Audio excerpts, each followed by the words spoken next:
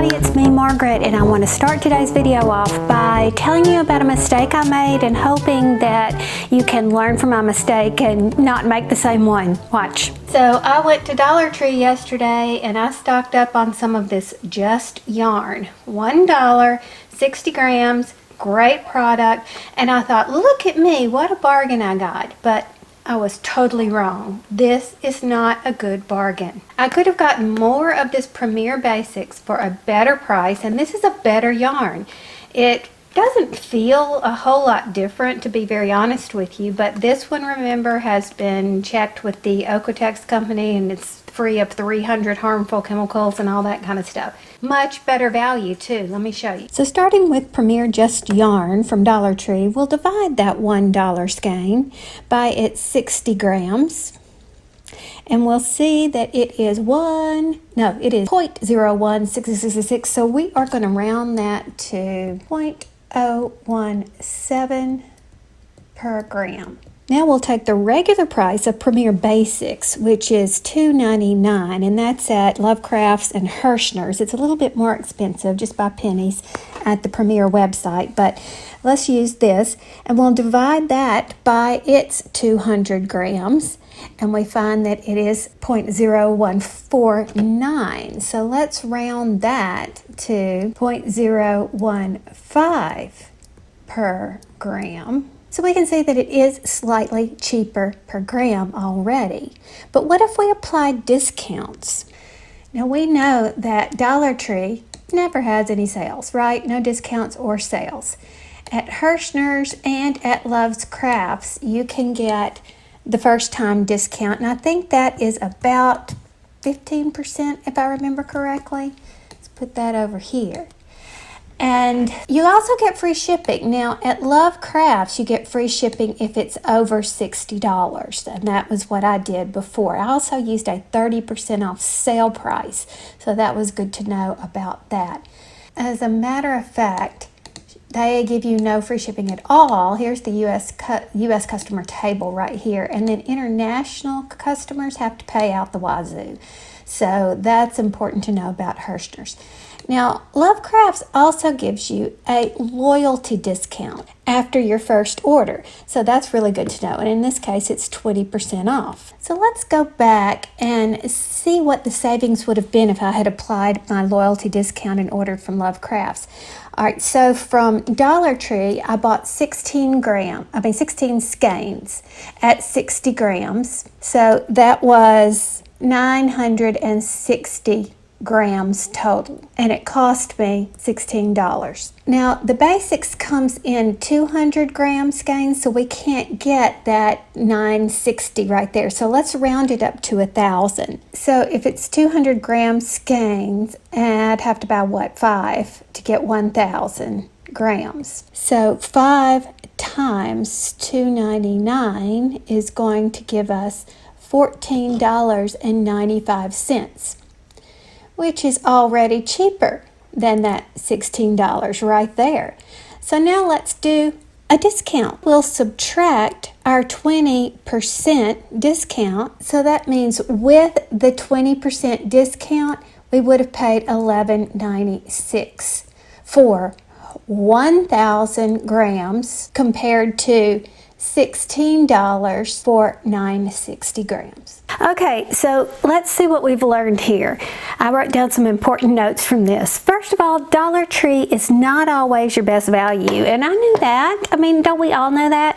Tucker loves Suave shampoo, that clarifying kind. It's his favorite. That's $1 at the Dollar Tree, but it's 88 cents at Walmart. So you need to know your prices. Think about it beforehand before you just go willy-nilly like me putting things in your cart. Hirschner's and Love Crafts have slightly better prices on that Premier Basics than the actual Premier site.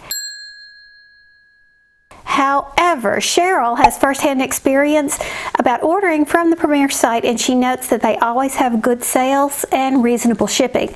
So I think it would probably behoove us to get on, if you want to use the Basics. I'm very much interested in exploring more Premier yarns. I don't know why I haven't done that before, but if you're interested in that as well, then it would probably behoove us to get on their mailing list so we'll be aware of when they do have sales.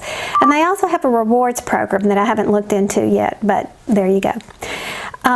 Note that Herrschner's never gives free shipping. And they have upcharges for people out of the United States, outside of the United States. Love Crafts does offer free shipping over a certain amount, and at the time of this recording it's $65. But the better thing about Love Crafts is that they also have international offices. I think they actually were founded in England. So you know, that means that your shipping is not going to be so crazy, so that's something to look for. Also, both Herrschner's and Love Crafts there are all kinds of different ways to get that discount code. I know that you could use my name under the refer a friend, like did a friend refer you? You say yes and you write Margaret Olander and you'll get 15% off of that. So I know that you can use that. I'm not sure, and I assume that you can use that on the International Love Craft versions as well, so I don't know why you wouldn't. And there's also a traditional version. I'm going to keep a link in the description box below. If you click that link that I provide, you'll also get your 15% off your first purchase there. You may get it off of other purchases. I'm a little unclear about that, but I'm going to leave it there as we learn more about this. And then overall, watch for sales because they could be better than the discount code. For example, I don't know if this is the case on Love Crafts because I haven't used it enough to verify this just yet. Someone else may be able to give us better information down below, so comment if you know this. But in the case of my last purchase, it was a big sale that was 30% off of the Premier Basics, and I couldn't use a discount code with that. So sometimes you can, sometimes you can't. I think you just need to be aware. So if you're penny pincher like me, it's kind of a game. It's kind of fun to see what's the best deal you can get, which is why I just severely lost my game last time when I bought 16 skeins of that at the Dollar Tree. I'm not disappointed though, quite frankly. That is some good yarn. It's some good acrylic yarn. I was very, very pleased with it. Of course, it's worth noting though that at the Dollar Tree you're not going to have the complete selection to choose from. I think I had only 3 colors that I could choose. So you know, and it might be different at another store too. So if you see somebody else showing their Dollar Tree haul and you say, "Darn, I didn't get that color," well, that's probably why they distributed it out among different ones. So, you know, but it's not a bad deal. I didn't mean to say that. What I'm saying is if you watch your prices, you can get a better deal. Now, I'm happy to say that my eye is pretty much cleared up. There's some slight discoloration right here. And, you know, I realized from all the comments that I actually didn't give you the proper description of what happened. I said it hit my eye. It actually hit the brow bone right here at the bottom part of my brow bone. That plastic came right at it. Boom! Hit it square just like this. So it was really fine. I mean, at the time it hurt, but I just froze. I assessed the situation. There was no blood. I went and checked it out, and it was immediately swelling. A hematoma right there. Big one right here. And then I got some ice and went straight into Tucker's office and said, I can't believe what I just did. I had to tell him my stupid mistake. I really didn't think that through before placing the leash in that drawer. But anyhow, yeah, I'm glad y'all could laugh with me on that. The makeup was really funny. I forget that studio lights fade out makeup. All right, so what you saw was dramatic enough, in my opinion, but what we could see here in real life was pretty funny. As a matter of fact, Thomas came, he was sitting down getting some lunch when I walked out with all that makeup on, and he went, "Whoa." Because Mom just doesn't wear makeup like that. So it was funny. So I was just letting you in on the joke. And Lucy was one of the people who brought that up, and she said, "Boy, that must have hurt." It actually was not that painful. It just kind of felt like a little bruise. Well, first hit, it was like, oh. But then afterwards it was just kind of like a little bruise. So no, it didn't hurt me, and it didn't hit any soft tissue around my eye or anything like that. So I was very fortunate. Another thing that Lucy said in this comment was the Organza bags. Let me go get one. These things. Love Crafts sends your order packed in these, I guess they're organza bags, because several of you mentioned that this is called organza. I didn't think of it that way. I think of organza as being silk, you know, like you would use in a wedding or something like that. But this, where's my microphone? Can you hear that? This is definitely a nylon of some sort, and so I imagine there's different types of organza now that you guys are educating me. So that's what this is. So thank you. Well, thank you everybody who pointed that out. Now, another thing that I talked about last video was how I was making over some old patterns. This was the Riptide Beanie by Melodorus Creations, and I was talking about how it makes a seam in the back, and it was very difficult to get rid of that seam. I did improve it, and again, it's kind of hard for me to tell you. I'd have to show you. But Imana Johnson asked, she said, couldn't you just do that pattern in a spiral and get the same effect without the seam or join? And I had done it before, and I was trying to describe it to her in words, and words can't do it justice, so I made it up. So here is one right here, done in the spiral, and you can see how the seam works.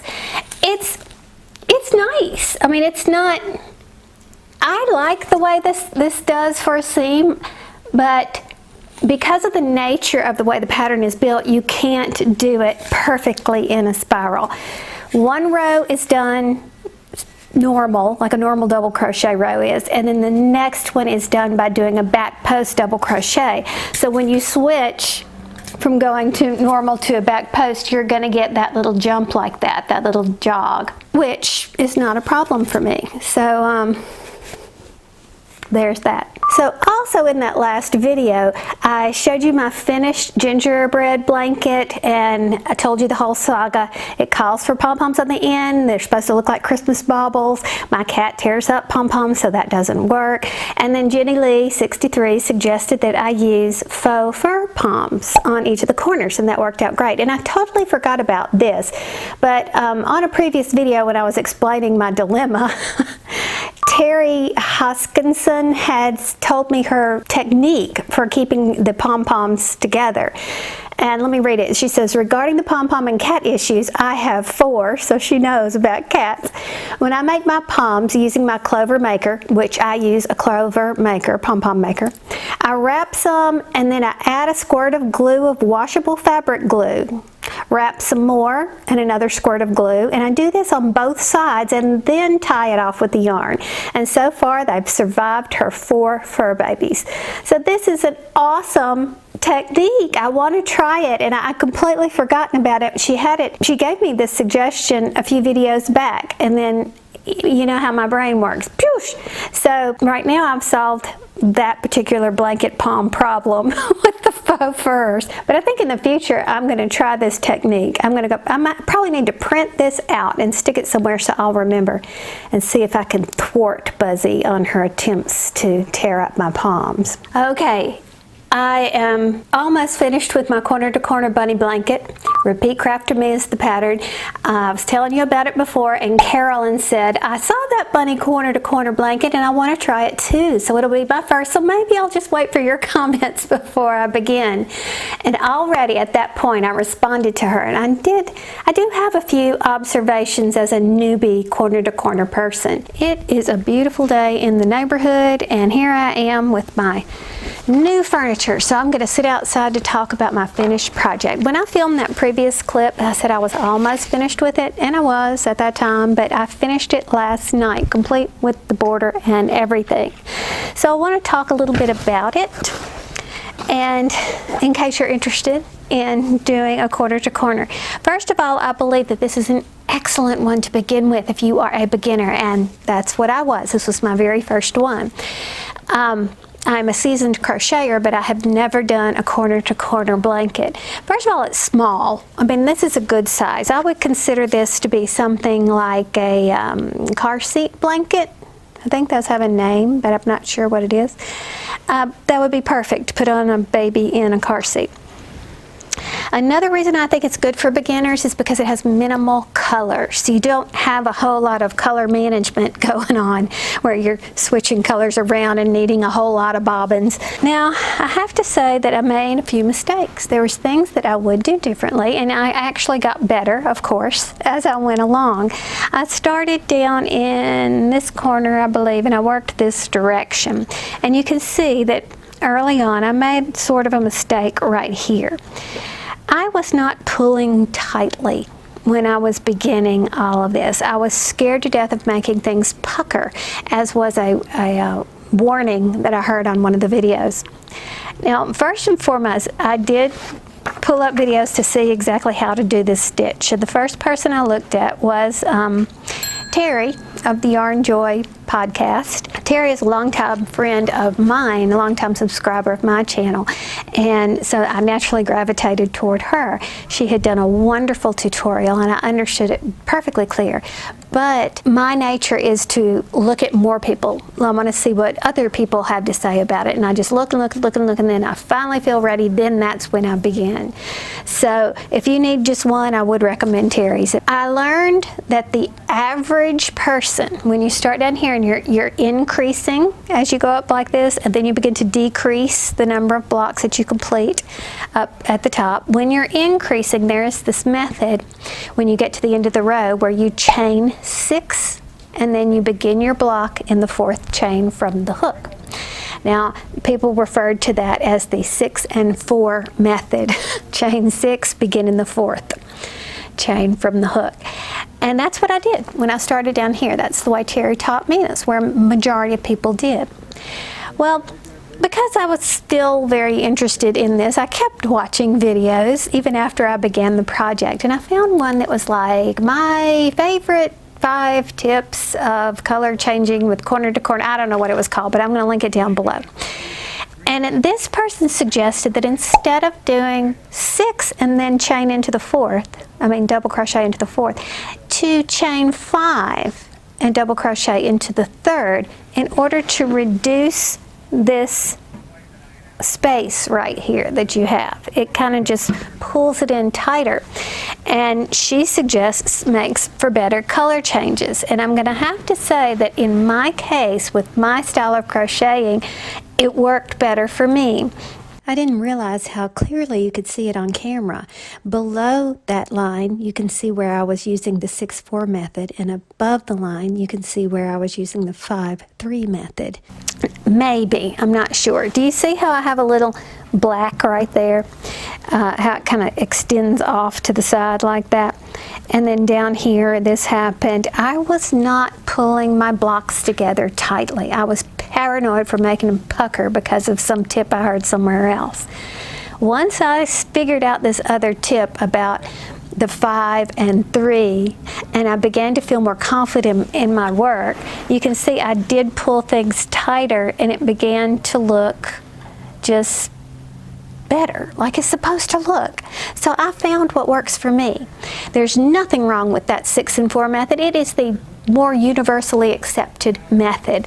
So I wholeheartedly believe that that is 100% great. But I also believe that there are no rules in crochet, and so you do what works best for you. And I found that to be something that worked well for me. So I think that's how I'll do my future quarter to quarters. And I'm going to be very careful to try to avoid some of these tiny little things like that by not pulling my work tighter. I think that's what that is. I don't know. It might just be part of it naturally. If it is, and you know that to be true, would you drop me a comment in the comment section to let me know? But anyhow, I think I can fix this, make it look a little bit better with some gray yarn, kind of pull it in tight. I don't know. I'll give it a try and let you know. Now, on her website, on her page for this, she does give you the chart, and that's what most people follow, is a chart. They just look and they can see what they need to do.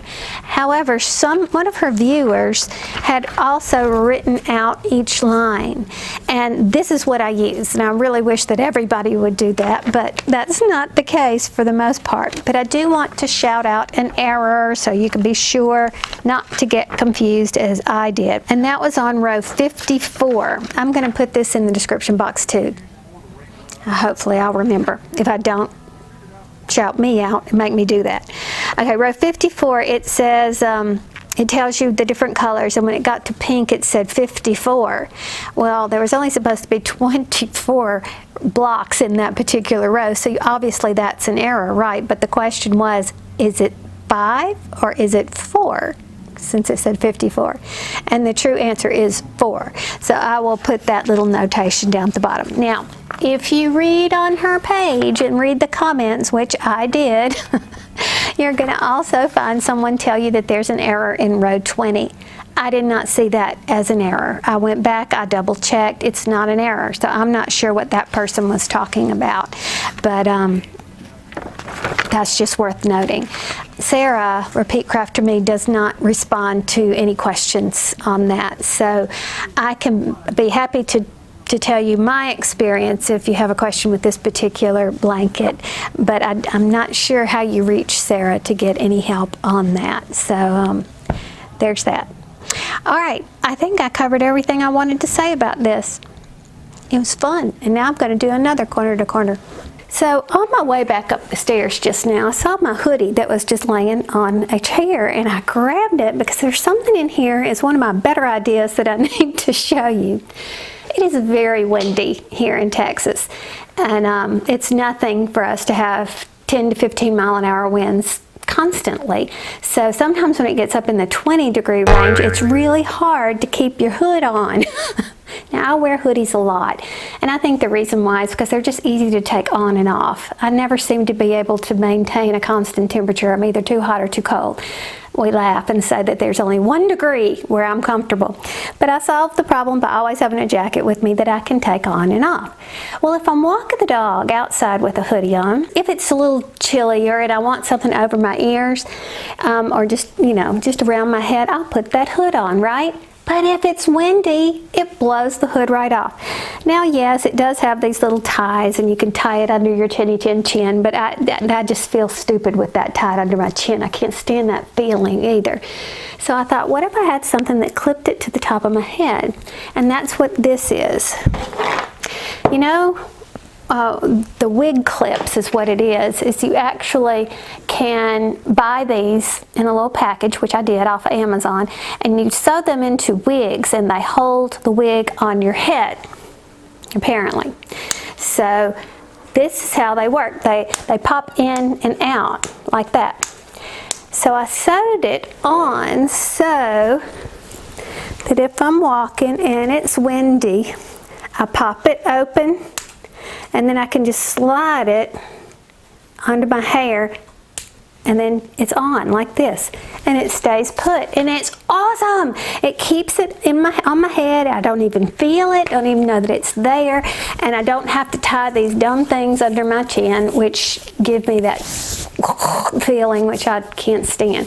So of course I actually do wear the hoodie when I have it on. I don't drape it around my shoulders, but you get the point. And then you just undo it by the little pop. See, like this. Closed, open, closed, open. Now, I had an interesting message from Andrea Gandy. I think it's Andrea, could be Andrea. I have a cousin named Andrea, that's why I just blurted that. She lives in Austin, Texas, and she is a charity crocheter, and she works a lot with the Austin Humane Society. And she's specifically asking me if I had any, if I had any new patterns, new ideas or patterns that would work for blankets and toys for the animals. Well, the answer is no, that I didn't, but I would put the question out there because I'm sure there's lots of people out there smarter than I am who have some favorite animal toy, animal blanket patterns that they like to use. And do put those in the comment section if you do, and that way Andrea can see them, and maybe Andrea, you could put some of your favorites in the comment section as well, and so we can exchange ideas that way. This is the only thing I have to offer. This is by no means anything new. I've shown this like 40 times in my videos. This is nothing more than a scrap blanket that I made that Cozy in particular loves. It's a little cat mat, I call it. I think it's 3 or 4 strands single crocheted together, and it makes a nice thick, you can see how thick that is, I hope, blanket, which is a super cozy spot to sleep. The only helpful information I have to add to this is to remember, even though you'll see some wonderful ideas in the comment section, or at least I'm hoping that you will, remember that you need to check with whatever charity that you donate to see if they can, or they will accept some of these things. For example, Andrea, she stated that she works with the Austin Humane Society, so I'm sure she's familiar with their rules and regulations.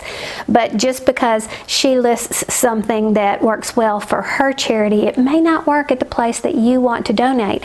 If you've been with me for some time, you may remember when I was taking donations to animal shelters before I left Georgia, I just had blankets and stuff, which were not yarn items, and there was one place that didn't want to take hardly anything, and then I ran around the corner and they took everything. They also had a team of volunteers that would take these old blankets and they would cut them to the size needed and hem them and all that kind of stuff. The other place may not have had those volunteers, or I don't know, but I don't know why people make the rules that they make, but just make sure that you know the rules for your charity that you plan to donate to. And if you're interested about learning more about charity knitting and crochet, then I'm going to link this video in the description box below. Now, I know that some people have made the observation that these were not accepted in their particular animal shelter for cats because they said it gets caught on the cat's claws. Well, my cats don't seem to have any problem with that, so it doesn't matter, because if I tried to take that to that particular charity, they'd say no thank you. So others do though, so just be aware that there are rules and regulations at different places. So even though we're sharing ideas with one another, you have to double check to make sure that those things are acceptable in your particular charity. Just my 2 cents. I have a knit crate for February. Unwind, that's the theme. Boy, that's a theme we could all use, right? And we have 2 beautiful yarns. I'll tell you about those in a minute. And we also have this goodie. You know how they sometimes put an extra? This is a measuring tape with the little push button right here. But it comes on this string. And well, it's got a zip tie around it, but it looks like it's a necklace type. Whoa, yeah, it's a necklace. Okay, I can't quite think of an occasion where I'd want to be wearing a measuring tape around my neck.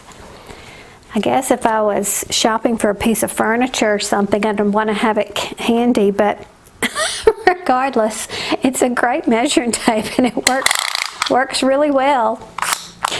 And that's what came in the February knit crate. Let's look at this yarn. This is Audine Wool's yarn, which is made exclusively for knit crate. The brand of yarn, or the type of yarn, is called Calm, and the colorway is Pillow. It's 80% wool, 10% silk, 10% mohair, and it's a DK weight.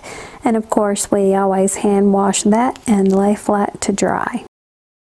So that's all I've got for this video. Got to work on this new massage gun that I've got that is really cool. So I'll be doing a review on this. It's from Bob and Brad. But anyhow, talk about this in another video. Thanks for watching. Talk soon. Bye.